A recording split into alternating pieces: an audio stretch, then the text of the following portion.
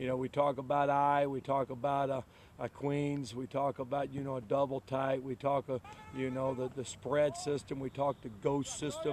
These guys have had a taste of all of that. So, you know, they've been in the program for 4 years to have a taste of it all. So I'd say this group, again, can do a lot. They believe in themselves that they can do a lot. Touchdown! I think we'll be a lot better than what a lot of people are expecting us to be. I mean, we can do a lot of different things that people, you know, think we can't do, and stuff we haven't done in the past. We have to change it up a little bit. It might be Bill Cannell's most underrated asset as a coach, the ability to adapt his system to his personnel and not the other way around. He'll play the cards he's dealt to strength, and this year's hand is most unusual by any Q&D standards. For starters, the run of LOUS's, linemen of unusual size, has gone cold.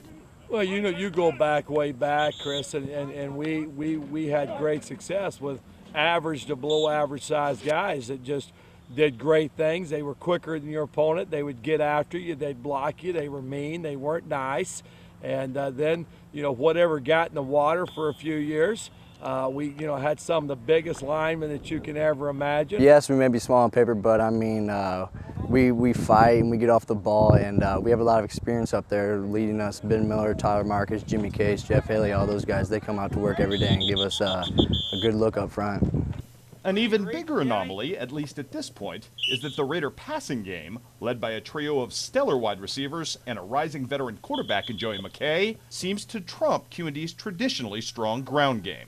This year I had a lot more confidence than I ever have before, being a returning starter from last year, and having guys that like Barry Welper and Jordan Chappell that have been starting for 3 years now. Guys like Brady Ginnenbacher and Logan Shurdy have really stepped up also. You know, these guys believe in him, and you know, you could tell he's matured a lot since last year when he steps up onto that center. There's also a very different vibe at play on defense, with the strength of the unit now rooted in the secondary and some giant Obert Wyman shoes to fill at linebacker. I think our biggest thing on defense is going to be our experience. We got a lot of guys in our secondary that have a lot of experience, and we got, like me and Logan have experience, and our, like Zach Bailey and Jordan Chappell and Barry Welper all have experience, and that's going to really help us this season. And lest anyone forget, there's the biggest change of all, as Bill Cannell finally gets his wish and a move to the West Central Conference.